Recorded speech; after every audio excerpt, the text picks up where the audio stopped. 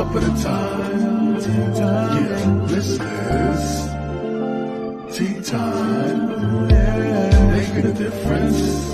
One cup at a time. Tea time. So be sure to grab your tea, grab a seat, and tune in to Miss Liz. Tea time.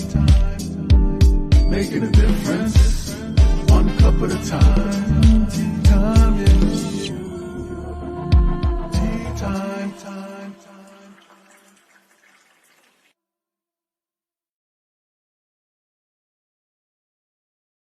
Well, welcome to Tea Time, guys. That's right, Miss Liz is back. And yes, it is a Monday, so you know what that means. It's a surprise tea time. And I have the returning incredible John Callas in the back waiting to serve a second cup of tea with you guys tonight. So before we start our tea time tonight, we're going to get you over to Miss Liz's YouTube channel. Ring that little doorbell, and you can watch these tea times at any time, morning, afternoon, or evening. If you hear Miss Liz's voice a little crackle, yes, I have still a little cold that I'm getting over. So please excuse that little crackle in the voice. So we're going to get the disclaimer out. We're going to get a little bit of bio out, and we're going to get John in here. Tonight's tea is Survival is Revival.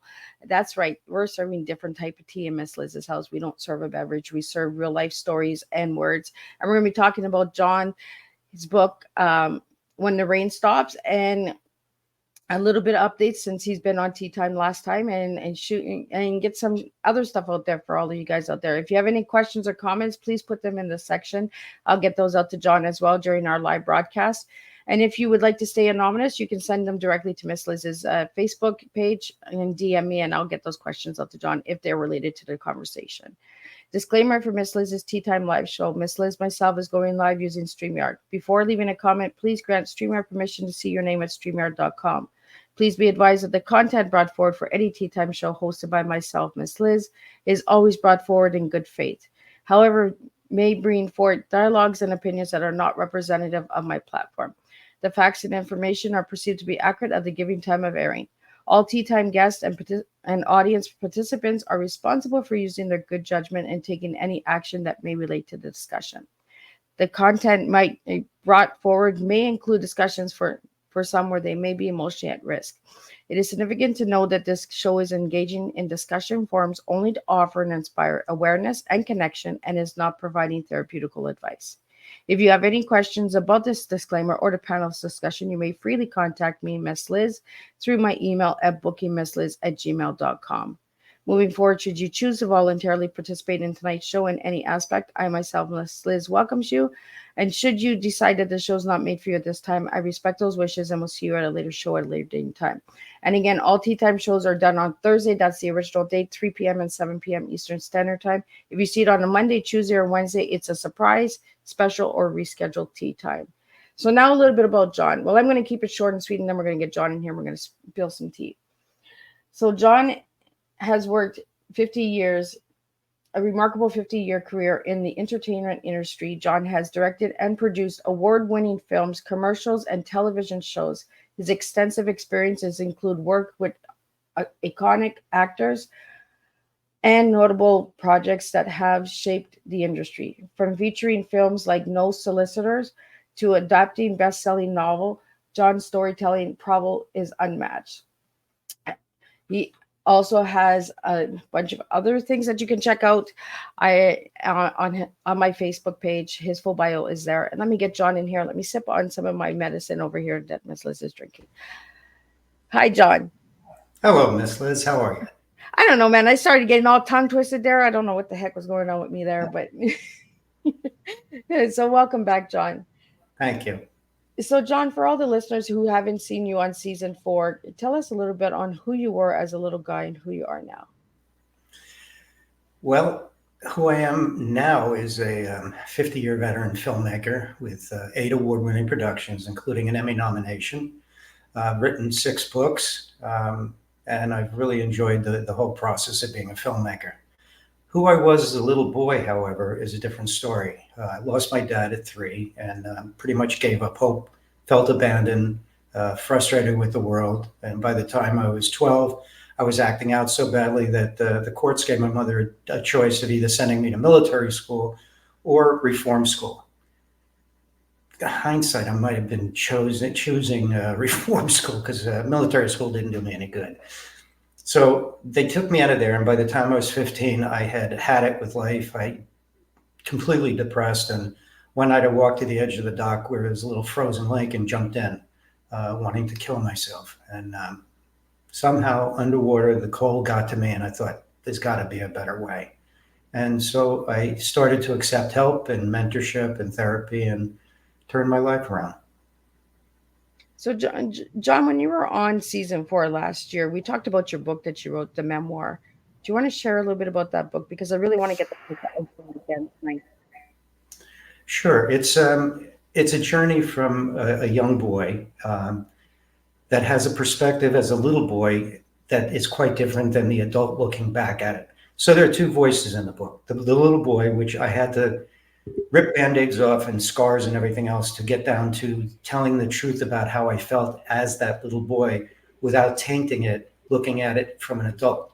So I would explain what I was going through. I would experience it with the audience reading it. And then there's a great section that the adult would look back and see the truth of what the misconception of the truth was when I was a little boy.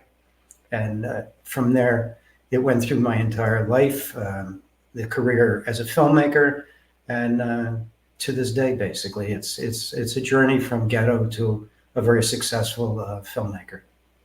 Yeah, because I believe that's what I did last year when you were on, was Ghetto to Hollywood, right? Right. That's it.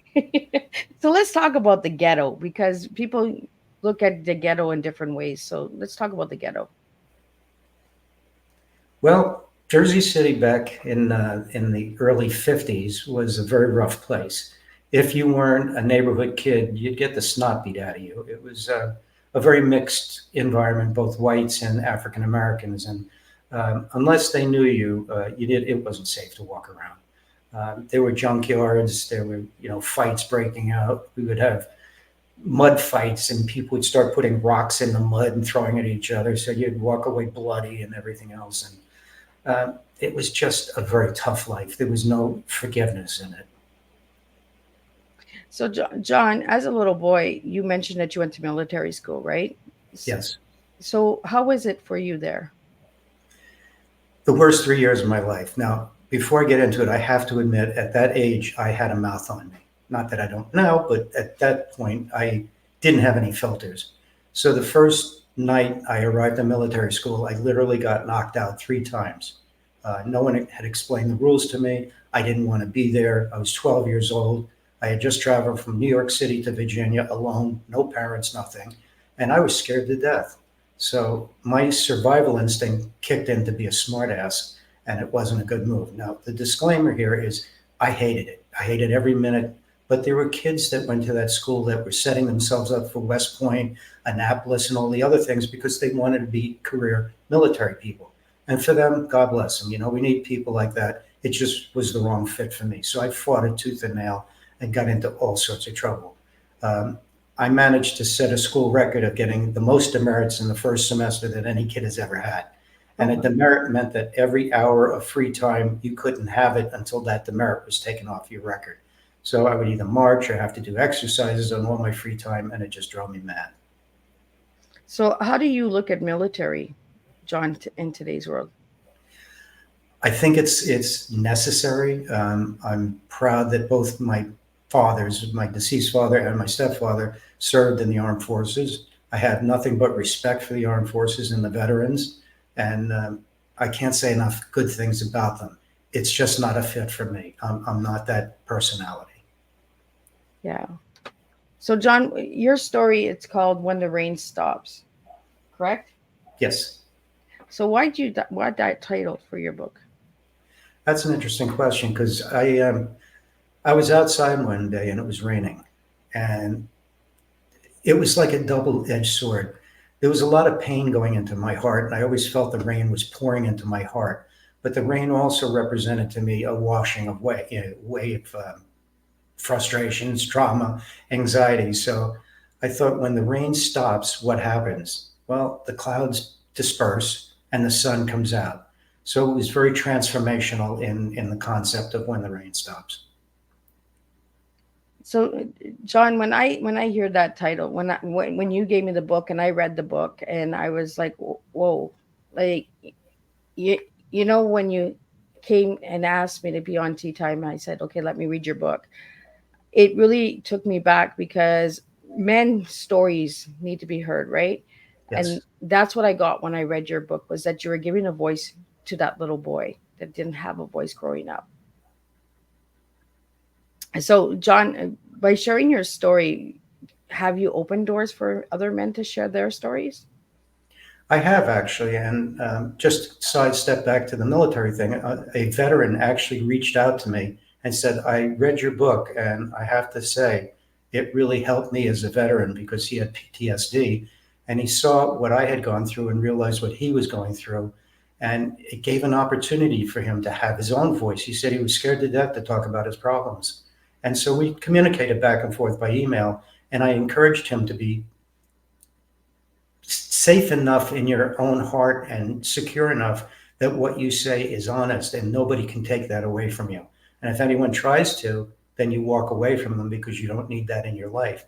So I think what it has done is it's given the opportunity for men to realize when we grew up, crying wasn't acceptable. It was, you don't cry, you're a man. Yeah. Smacked upside the head if you cried. And now men are finally saying, well, wait a minute, we have feelings, we have emotions. It's okay to express those feelings, and it's okay to have emotions. I mean, I never saw my father cry, but my kids have seen me cry. So I think it's hopefully giving some security to men to be able to come forth and not be afraid of their own feelings. And also in your book, you shared about your mental illness as well, John. So let's talk about that. Sure. Well, you can imagine losing a father at 3 and being in a position where you felt abandoned. I went into such a spiral that I was depressed all the time. I didn't think anything in the world was going to work for me. I hated the world. It seemed to hate me. Every time I turned around, I had created situations of my own doing, mind you, that would come back to punch me in the face, basically. And that would validate my depression and my feelings that, screw the world. This isn't for me. I hate everything. And it was the worst place you could be in. But oddly enough, when I found myself sitting alone, and I could be in a crowd of thousands, but I was still alone. If nobody was around me I knew or had to deal with anything, there was a safety factor there. I felt okay. So I found peace and quiet within my own depression. And that I later learned was the worst thing I could have done and the most difficult thing to come out of. So that's a very dangerous place to be. The depression took hold of me so deeply that everything that happened to me, I felt was because of other people. And other people were doing this to me. And I had to change my mindset and get therapy to get out of that. Well, I think that with depression, with a lot of people, right, it's easier to blame everybody else, right, than Absolutely. working on ourselves. And it lives within us. Like the depression's in us; it's not in others. You know, uh, when we talk about depression in today's world, do you think that we're speaking about it enough, John? I think we're beginning to. I don't think we're speaking enough about it, but I do think we are beginning to. An interesting fact that most people don't know is the CDC came out with a study said every adult person in America will experience at least one major depressive episode in their lives. Now, what I encourage people to understand is it may not be lifelong, it may be a 1 day episode, but try to remember how you felt during that episode. So when you run into somebody who is seemingly depressed, you understand a little bit more about that process and not make a funny joke about it because it's not, it's a serious item. So I do think the more people that talk about it, others feel, well, if they can talk about it, maybe it's safe enough for me to talk about it. And that's what I try to help people with is feeling safe enough to tell their story and have a voice. Well, John, you're also an advocate for mental health, right? Yes. So, do you do like conferences and seminars and stuff like that? To I do, and I do one-on-ones. I mean, I had people from Instagram reach out to me. A woman reached out to me and said, "Can I talk to you?" And I called her, and we spent about an hour and a half on the phone. And when I got on the phone, she was crying, and she was telling me all about what was going on in her life. And now I'm not a licensed therapist, so I don't give advice. What I do is pose questions and offer from my own life experience what's happened to me. And so to me, it's really the value about that person you're speaking with, not about my experience. So the more we talked, the more she opened up and the more she became lighter and lighter until she started laughing at the end. And she said, I got to thank you because my mom passed away. But everything you've told me, I feel like she channeled through you. And when I got off the phone, I felt really, really happy that I made such a difference in a human being's life. And hopefully she'll take that and spread it to the next person. And then two people will spread it to four, four will spread it to eight. And eventually we'll get there where we can understand what the process is and what people go through without judgment. Well, and one thing I want everyone to understand, like all my listeners tonight, John is an everyday person too. John, you have all the titles, John, but that's what I really liked about you is when you reached out to me, it was person to person. It wasn't title to title. It was I see you. Like, you know what I mean? And I Yeah. think that's what we need to have is those conversations. Is like you said, like woman reached out to you and right away you gave her the time. Where the misconception is people that work in Hollywood and that they're too busy for conversations, right? Yeah. Yeah. I don't So, agree with that in terms of being too busy. If you're too busy to reach out to another human being or help them, I don't want to know you. To yeah. me, you don't have value in life, in my opinion. And that's what I really liked about our friendship because we've become really good friends and supported each other through the journey since we've met each other, you know. And John, you mentioned this lady reaching out to you about her mom. How was your relationship with your mom? It was very tumultuous at the beginning, naturally, because when she dropped me off at the train station in New York and turned away, I really felt like she abandoned me and hated me. It wasn't until years later when we finally got to talking and I told her that, and she started crying. She said, Honey, the reason I turned away is I was putting my little 12-year-old boy on a train by himself, and I was just crying my eyes out. And it just like, holy crap. I realized at that point the perception of that 12-year-old getting on that train was so different than what the truth really was. She Yeah, actually saved my life by doing it. I can't imagine. I looked at my kids at 12 and I could not imagine putting them on a train at 12. But she had the strength to know, had she not done that, God only knows what would have happened to my life. It would not have been the way it is today. So yeah. we made amends, and I adored that woman. I mean, we talked every day, and my wife would always say, "Did you call your mother today?" I said, "I could not call her. Of course I did." So we had a great relationship. All my friends loved my mom. Some were scared of her, but they still loved her.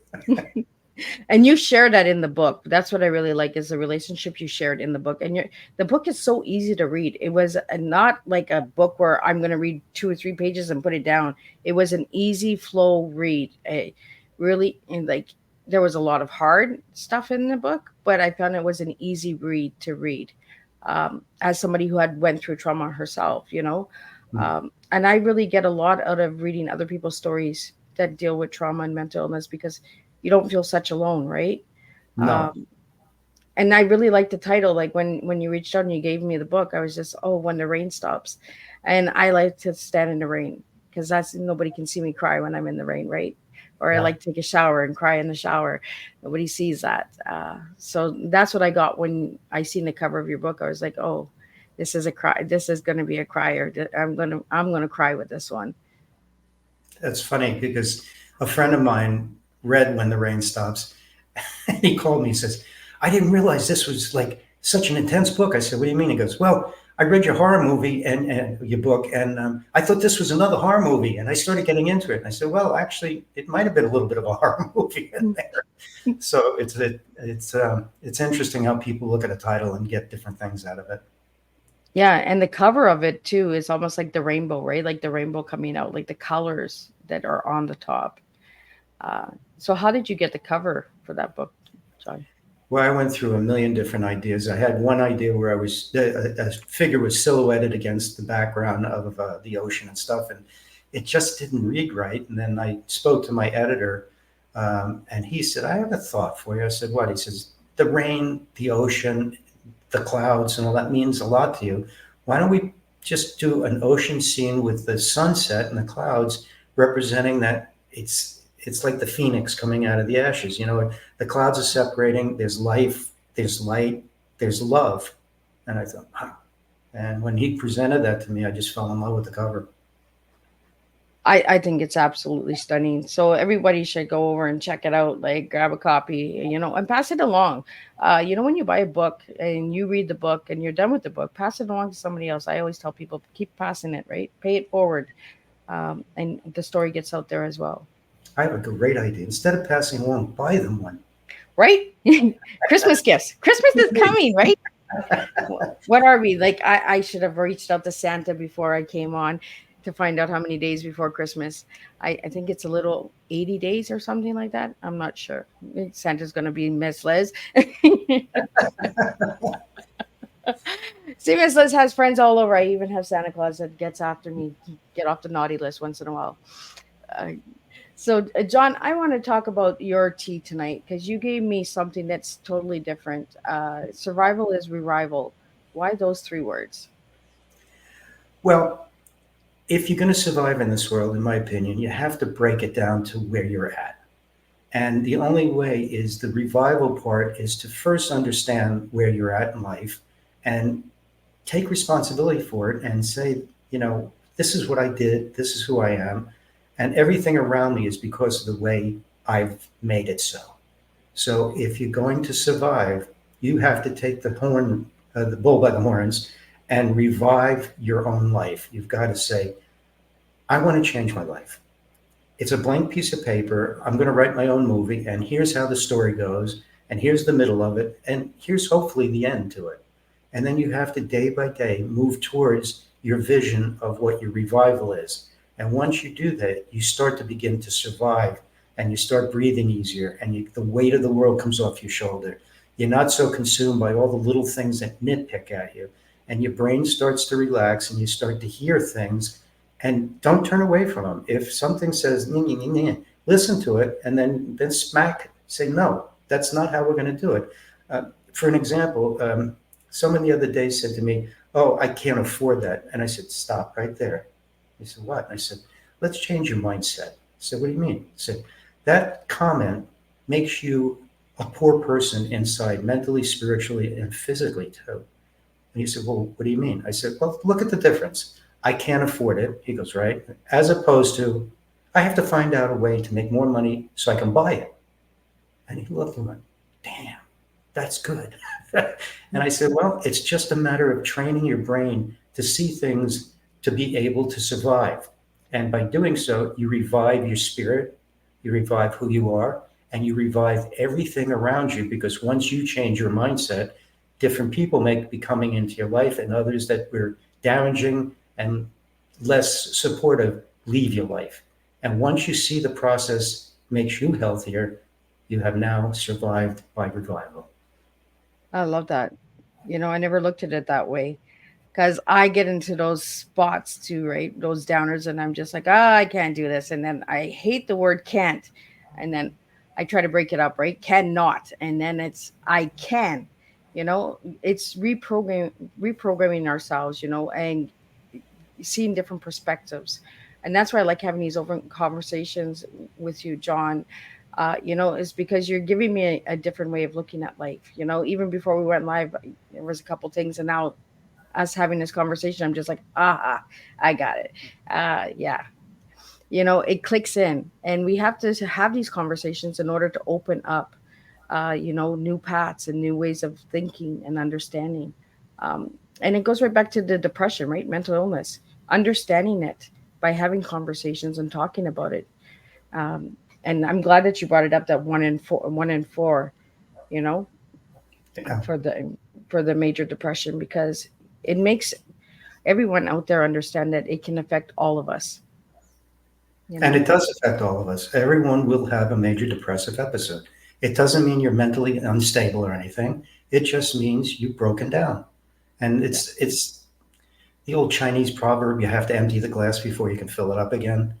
That's what I think some of this tends to be. And if you're strong enough and think it out enough, it's good once in a while to empty it out, because you can't stay at the top plateau. So you have to empty it in order to revive it again and build some more stuff and not be afraid to do it.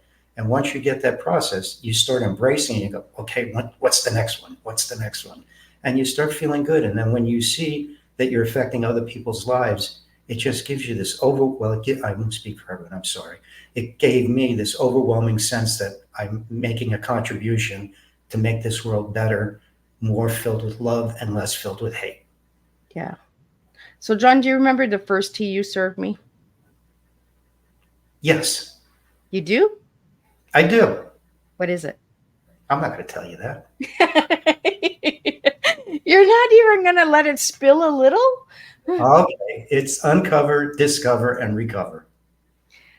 I'm surprised you remember. That's good. I like that. Yeah, I'm haven't burned all the brain cells yet. So, John, let's talk about a little bit about Hollywood, because all of my listeners out there, they got some questions here for Hollywood. So, how did you get into it, John? How old How were did I get into it?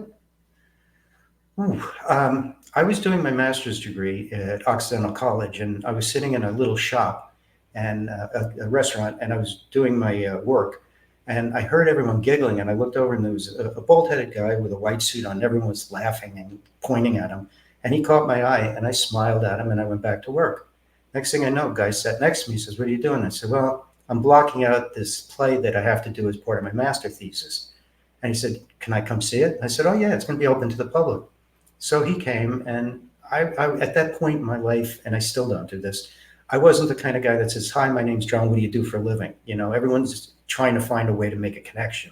Yeah. To me, it was all about the person, not the connection. So about 6 months into our friendship, I finally said, "Hey, what do you do for a living?" He goes, "Oh, I'm an art director in the film business." I said, "Oh, really? That sounds interesting. Tell me about it." And he did. And he goes, "You sound like you're interested in film." I said, "Well, theater's not where I want to be. I want to be a filmmaker." I did a class in filmmaking. And he said, "Well, let me see if I can get you on a set." So one morning at 3 o'clock in the morning, he brought me on a set, told me where to stand, and said, "If you stand here, nobody will bother you. If they do, tell them I just said it was okay." So this old crumply guy comes walking and goes, "What are you doing here?" And I thought, God, 15 minutes on the set, I'm going to get thrown off. And I told him who was he. He said, "All right, come with me." So he brings me into a van, and he starts having me wrap this thing called primer cord. Well, it turns out it was an explosive. So I jumped out of the van. I said, "Are you nuts? I don't know anything about this." He goes, "Nah, you could burn it. You have to set it off with a special cap and all that." Turns out he was the stuntman from the original Hunchback of Notre Dame. And so he liked me, and he took me under his wing. So I started learning how to blow people's brains up and blow up cars and, fun stuff that really got a lot of the crap out of me. And then it went dead again, and I took a job parking cars on a film set. And from there, something else happened, and then it went dead again. And I took an employment job where I was placing people, and I hated. Then I became a waiter. And a friend walked in and said, "What are you doing as a waiter? You want to be a prop master?" And I said, "Sure, I don't know anything about it." So I got on that set, and one thing led to another, and the director liked me, so I became the dialogue director because I told him the actors were having the wrong dialect. And he listened because, "You're right." And then from there, he asked me to become an assistant director, and things started evolving. And I made a choice, though, Liz, and if anyone out there wants to be a filmmaker, don't get stuck in any one area. Don't just do commercials. Don't just do music videos. Spread yourself out, because when one dies, you have another to rely on. And I became an every person, an expert in so many areas that I was able to work all the time and build a very lucrative career that way. Yeah, because if you only stay in one section, when that section dies off, then what do you do, right? Exactly. Yeah. And I think it's really important that, that we show everybody that it took you steps to get to where you are today. It wasn't something you just flick the light on and boom, Hollywood director. There was a journey and a story behind it. John, I want to talk to you about Bobby's World. How did you get involved with that? Well, I got a call from a friend that says, "You got to call this company because they need help." I called up and they said, "Oh, you're the guy that you was recommended." I said, "Right." It says, "Well, we want to marry a cartoon with the live action, but," and I said, "You did it wrong, didn't you?" They said, "Yeah, we shot it backwards. Is there any way to fix it?" I said, "Yeah, there's a way to fix it. It's going to be a little expensive, but there's a way to fix it." And so I explained the process to them, and they said, all right, how much is it going to cost? I did a budget, and they approved it. And after the shoot, a couple of days later, the producer from the company calls me and says, I just got off the phone with the editors. And I'm sitting there going, oops, okay, what's up? He said, they're in love with you. They want to kiss you. Everything matched. It was all eye lines were perfect and everything. And would you like to do a couple more episodes? I said, sure, I'd love to. That turned into 80 episodes and an Emmy nomination. So you just don't know where it's going. So what is the range for episodes in a series, John? What's the what? Like, what's the range for episodes in series, like TV series and that? Like, is it 12 episodes? Is it 100 episodes? How many episodes for one season?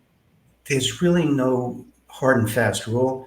What they were doing is giving me like 4 shows to do at a time. And so I would go in and I would direct all the live action against green screen, and Howie Mandel and I would talk about what we're doing, and we would get through 4 shows. And then a couple of weeks later, we'd do another 4 shows. And a month later, we'd do another 4 shows. And it just kept going until 80 shows later, we had it all done.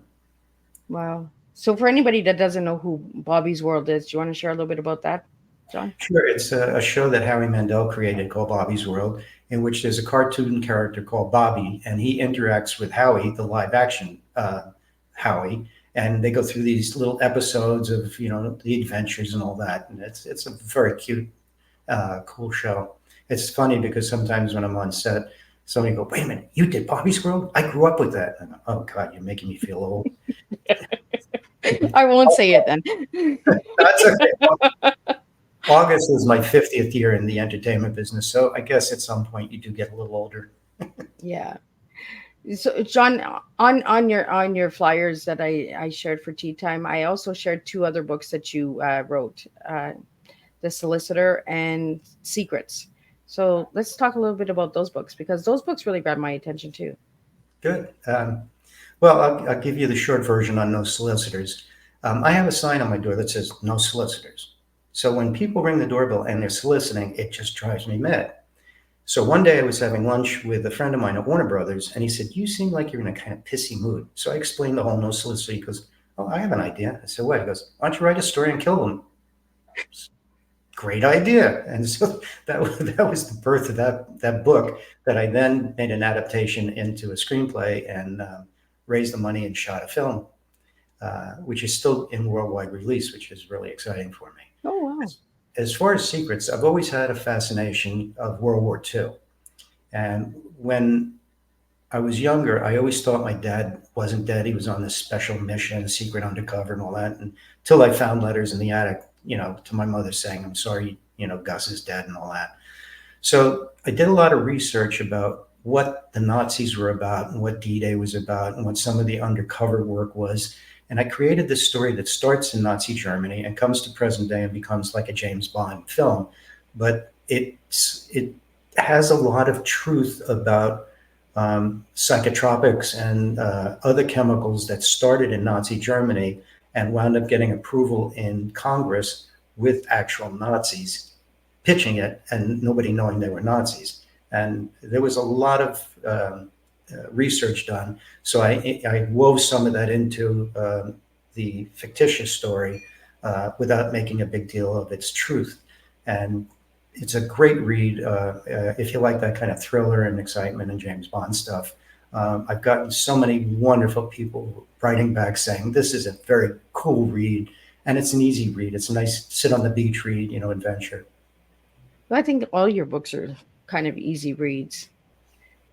But I think working in the field, right, you want to tell a good story. You want to direct a good story in the book as well.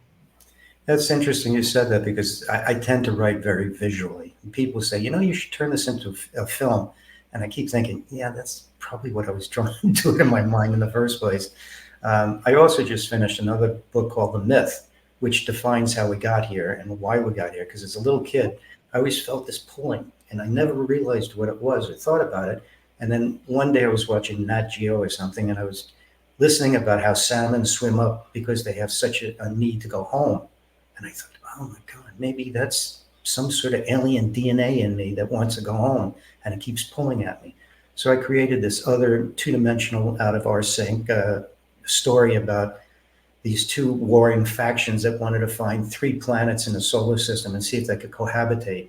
So I created Earth, Mars, and Milana. And of course, those 2 planets got into a big war and destroyed each other. And I justified that the asteroid belt is one of the planets. And when 2 of my characters, Eviana and Damius, turned out to be Adam and Eve at the end of the story. And then now they had to find their way with the inhabitants of Earth, because there's no way to get back home because everyone blew up everything. So it's a really cool idea. So is that book out now, or is it coming? No, I'm looking for either a publisher or a literary agent. Oh, cool. So you have to keep me updated for that one. I will. I love alien books. I don't know why, because I always feel like I don't belong here as well. Like I'm just like I'm supposed to be on some other planet, and they're gonna come and get me one day, right? Well, they're not gonna get you. I don't know. I've never felt like I fit in, right? So I always feel like I'm just oddball, and I'm drawn to aliens. Like I always tell everybody, if you want the truth, watch Hollywood, watch the movies, because they're telling us stuff, right? So how true is that, John? If we watch these movies, like, are they giving us insights to what's going on with the movies? Yeah. Well, you can watch No Solicitors, I think, on Tubi. You can probably Google it, and for all I know, it might be on YouTube. I don't know, but it is all over the place.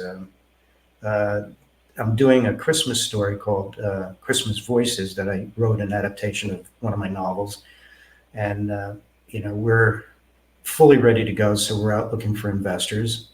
I did another adaptation of a novel from an author that is dealing with the blue zones. And if you don't know what those are, it's several places around the world, one of which is in Loma Vista, California, where people live an extended life, and they've been trying to figure out why through DNA and all that. So she created the story where 8 people were captured and kidnapped, basically, to extract the DNA and figure out how they can monopolize it and make money on it. And it's a powerful thriller, and I'm pretty excited about that. Oh, wow. So when's that coming out? Well, we're in the budgeting stage of that one right now. I had written the story, and then after that, we did what's called a schedule, and we detailed out all of the scenes in terms of what days get shot on what days. And now we're at the stage where we have to do the budget. I'm old school, so I had to do a schedule before budget, because I don't know how you budget something unless you know what you're shooting every day and what the equipment needs are and crew and all that. So it's a very realistic budget that'll be completed. Yeah, because I found a GoFundMe that you're doing for a Christmas classic. Is that the one you're talking about? Yeah, Christmas Voice. It's a GoFundMe. Yeah, we're slightly shy. We're $10,000 shy in order to present a scene to a group of investors that wants to see what we can do. So if anyone out there knows anyone that's looking for a tax write-off, you can become a patron of the arts in a sense. And it's end of the year, so if you need a tax write-off, even if it's $500 or $1,000, we're not asking for the whole $10,000 from one person. So love any help anyone can afford. Yeah. See, I do my homework. I got that over here. And I was just like, oh, that's so cool. You also are the book Spirit. You did a script, Christmas Voices. So it's Christmas Voices with the Christmas classic? Christmas Voices is out of my own brain. It all started with my wife asking if I wanted to have some Charles Dickens porcelain things around the Christmas tree. So it started just really small, and then we moved into the house, and it got to be on the floor. It was about 10 feet long, and then it got too big, so we built a 4x8 platform, and we put it up there. And now it got in my blood, so I rejigged the whole thing and I rebuilt it, the platform, because we have to stand on it in order to build it from the back forward. And it's 5.5 feet wide and 22 feet long, and it takes us 9 weeks to build. You can go on Facebook, or you can even Google Callas Christmas Village, and you can see what we do. And it's all hand carved mountains and trains and gondolas and skis. And it's just one of those things that we've done since 1991 and have become known as one of the world's largest display builders of Charles Dickens' Department 56. And we take it down because every other year that we were doing it, it never repeated. The layout was different. And so we took about an 11-year hiatus, and 2 years ago we built it again and just fell in love with the whole process all over again. So we're waiting because it's a boatload of work. So we're not going to do it every other year. It's just every couple of more years, you know. Wow. So you're a big Christmas fan. Love it. Love it. So what is it about Christmas that you love, John? I think it's because everyone gets off their position and there's just so much love and joy and happiness and celebration. Now, there is frustration about shopping and all that. Now, for me, I was having like crazy mindset problems about shopping. So I started September, and in September, August, September, October, and by the middle of November, all my Christmas shopping is usually done, and I could just walk around real happy and have a candy cane or anything I want, and I'm just very relaxed during the holidays instead of being all twisted in it. So that's a bit of advice for people. If you start early enough, you can just be relaxed about it and not panic. Oh, I got to get a gift. Oh, I'll just buy that, and then you're not really buying it from your heart. You're buying it from a fear and need. But I love the pageantry. We decorated our house so bright when we first moved into this neighborhood. Nobody was decorating their houses outside. People were stopping by, taking pictures, and some of my friends were teasing me saying, they're seeing this from outer space. You realize that, right? I said, well, what can I tell you? I love it. And inside, my wife and I are both nuts. We just decorate everything everywhere. And sometimes in July, we find little ornaments and stuff we missed taking down. We go, oh, God. So, yeah, we're excited. We can't wait to start putting it back up. Well, you light up your house so bright so that the planets that are looking for you can come and find you. Yeah, they're not going to capture us. This is a rescue mission. I want to be rescued. Really? So, John, how many films have you made in your 50 years? Honestly, I don't know. I really lost count. It's one of those things. I just do it and then move on to the next one. I don't really think about it. I know I've done over 200, 300, 400 projects in total. So besides filmmaking, you've also done like commercials and advertisement and that as well. I seen something with a battery. There's a picture with you with batteries. What commercial was that for? That was for Fuji batteries. They called me and said, we don't have an agency. Would you be willing to write a story about it and film it for us? And I said, sure. So I came up with the idea and they proved it and off we went. Yeah, I did a lot of commercials, and I was asked to be an agency producer in several shoots, one of which I won a Belding and I won a Clio for, which are commercial prestigious awards to win. So it's just been a lot of fun. I don't go in thinking awards. I go in thinking, how can I make this the best piece that's possible?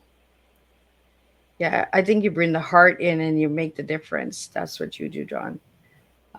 Because all the work that I looked at, and I was just like, wow, I didn't know John did this. Wow, John. I was like, whoa, okay, he's all over. And it's important to get all over because you want to put your toes in every little thing, right? To get to know the industry as well. Yeah. So is there any fields that you wouldn't work in? Pornography. It's just not my thing. I don't want to. It's just something I don't do. I don't look. If people want to watch and do it, it's fine. I have no judgment about it. It's just not for me. Yeah. So you've done all the other genres, John? Pretty much. I even shot a documentary in Russia, so that was pretty cool. That's the White Gorilla, right? No, the White Gorilla was a short that I took on that I really liked the story. No, the one in Russia was a documentary I was asked to direct based on the Cold Wars and when Reagan claimed that he brought down the Russian Empire.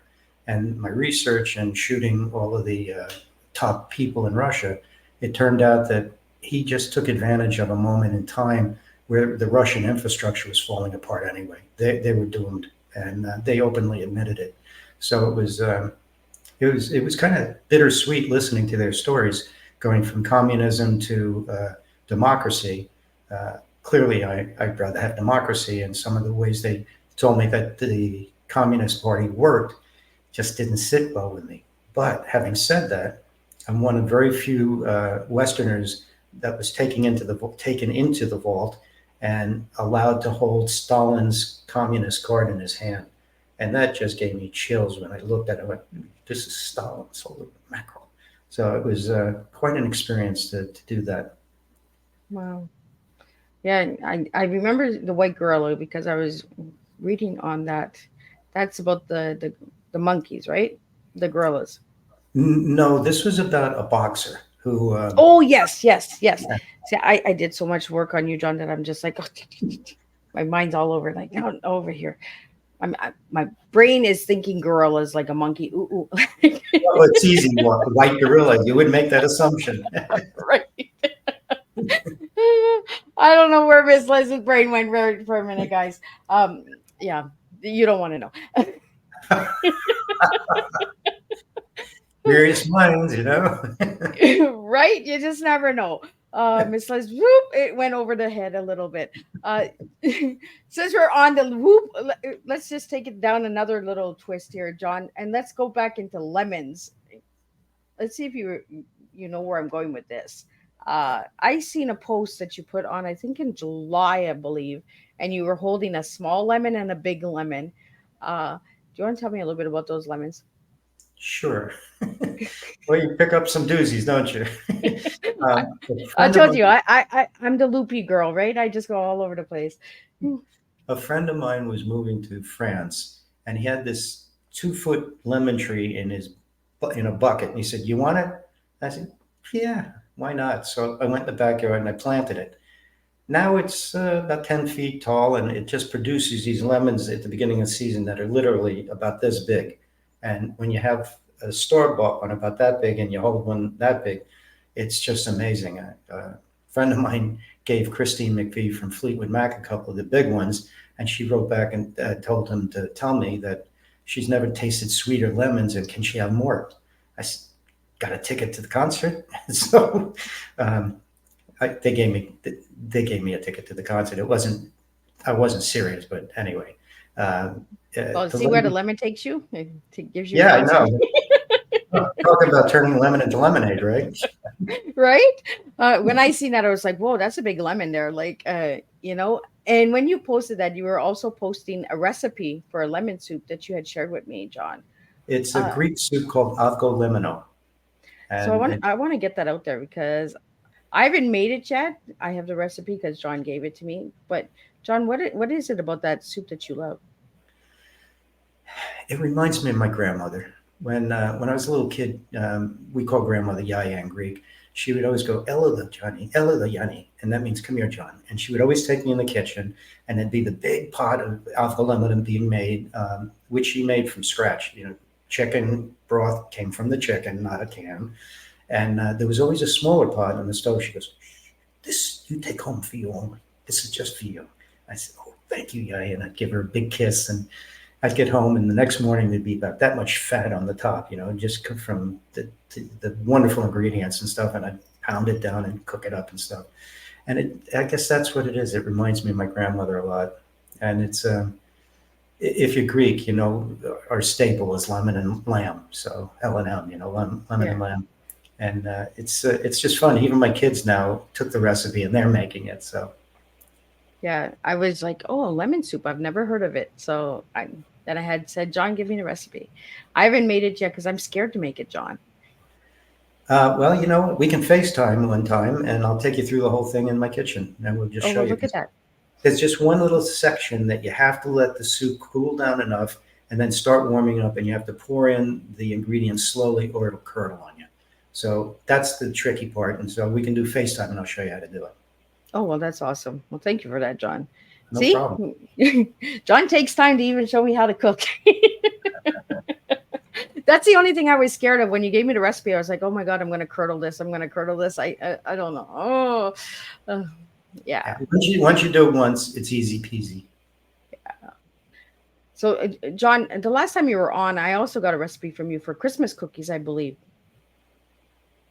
That might have been my wife's recipe, not mine. Yeah, I think so. We were talking. See, I get recipes from John during tea time. I got I'm a soup happy. this time. Last time I had cookies. There was Christmas cookies or something that we talked about the last time because you were Yeah, on in November because it was close to Christmas. I know that. I think they're the white powdery ones. Those are really good. Yes, yes, those were Yeah. the ones that we talked about. See, we Yeah, talk no, I about do most of the recipes. cooking in the house because I love cooking and my wife can't stand it. And there's always a joke in our house. It's like, honey, we're having some guests over. Do you want to cook? And she goes, why? Don't you like them? I said, all right, I'll cook. So let's talk about you and your wife because you've been married 32 years, correct? Coming on 33 in October. So what's the secret? Truthfully, it's going to sound really corny and pedestrian, but at times you have to have the uncomfortable conversations. And what we've learned is it's all about communicating. As hard as sometimes it is, you have to communicate. And you also have to know what the boundaries are. Like we have a deal that if in the middle of a communication or discussion, it gets too intense, we both can say, I need to table this because I'm getting really frustrated and I need to walk away and calm down for a bit.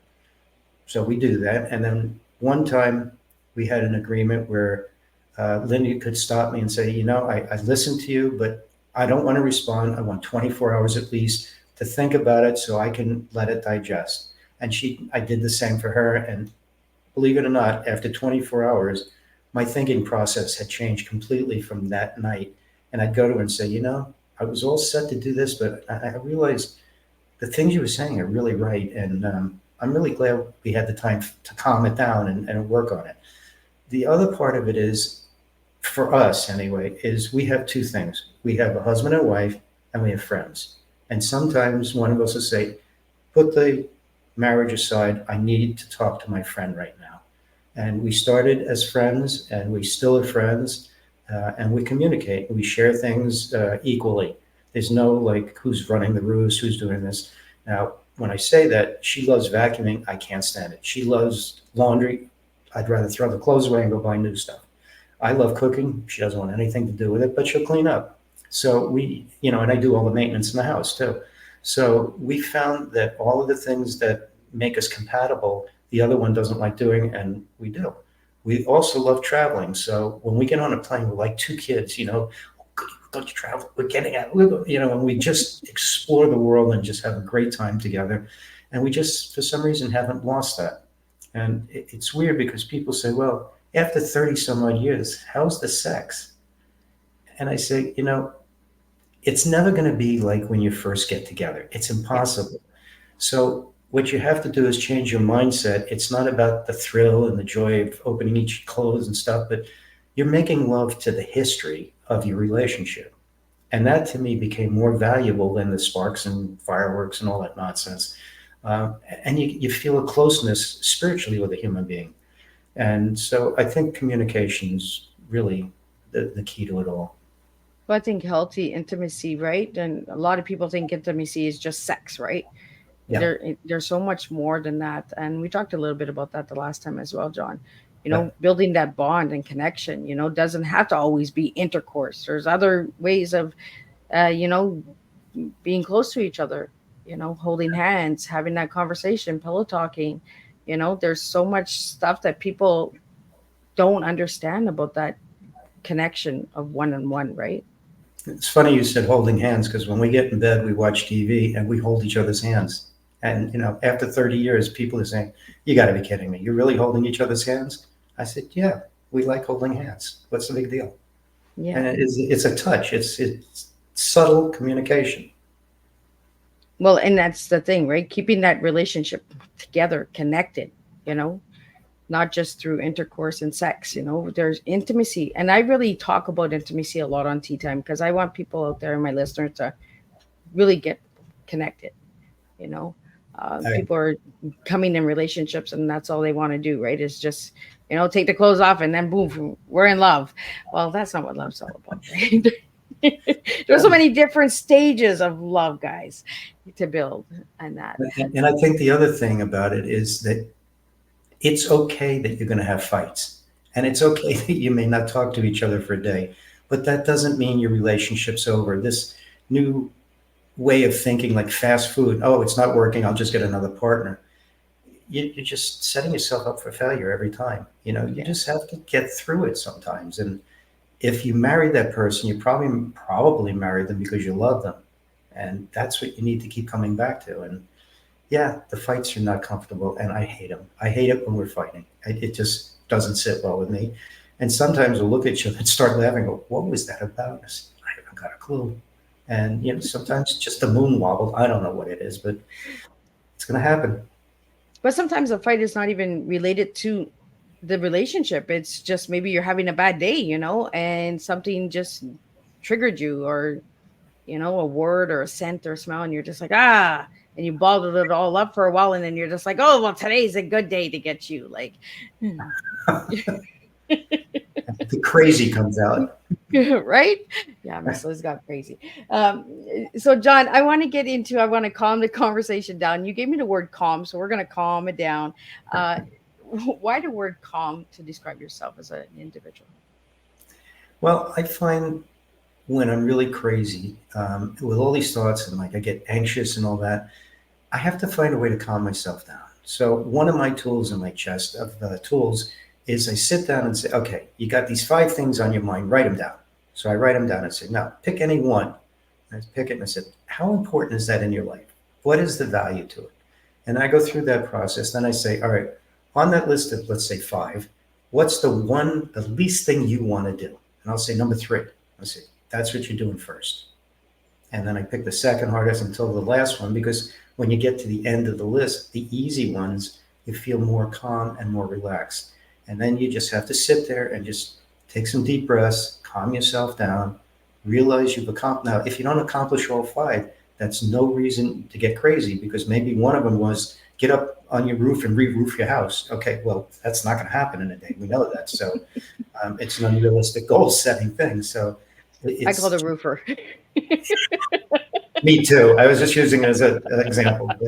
But, it's just about identifying it again. Write the list and get it out of your head, because if you keep it in your head, you'll never get calm, because our minds are very clever little son of a guns, and they'll keep twisting you around and make you look in 9 different directions at once, and your head will explode. So calm down. Sometimes when I'm writing a novel or something, I start getting really frustrated. I can feel it, and I said, I think it's time to walk away. So I close it, go outside, sit down, relax for a while, breathe, just take a walk, just clear your head, and then go, And then on the walk, some idea will hit me, go, I calmed down enough to listen to what I wanted in my brain, as opposed to it ricocheting like a marble. So it helps.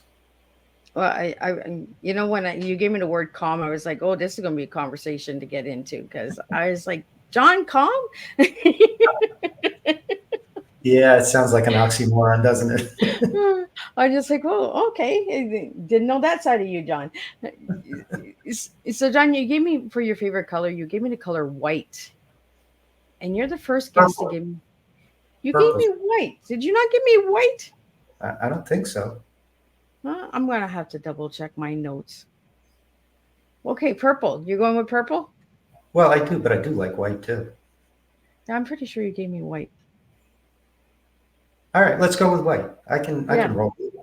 Okay, so roll it. Roll the white. Well, let's see. White to me would represent the total spirituality. I mean, think about lightning. It's pure energy, right? And it's usually associated with a bright white light. So if you look at energy and it's white and pure, if you can surround yourself with white light, like we do in an airplane, my wife and I put a white light around the plane for protection. And we bless it, make sure everything's okay. Now, some people say, you think that works? I say, well, it hasn't crashed anytime soon, so I'm going to keep going with it until the end of time. So I think there's a very spiritual side of white. Yeah. And you did give me purple the last time, and you gave me white this time, because I just checked. Told you it was purple. So see, we got 2 different tea times here, right? We got last season, and we have this season. So I got 2 different colors from you, John. At least I'm consistent. Right? I was just like, maybe I got the wrong guest here. Wait, isn't this Bob? No, it's John. Is this Bobby's World? So, John, if anybody would like to reach out to you or connect with you or have you as a guest on their podcast, how could they reach you? Well, you can go to johncallas.com. It's my website. There's an email attached to it. Or you can just write me directly at johncallas@johncallas.com. Happy to talk to you. via email if you want a conversation. We can hop on the phone together. And yeah, sure, feel free. Awesome. Well, thank you again, John, for joining me. It was a pleasure all the time. We always have a good time together.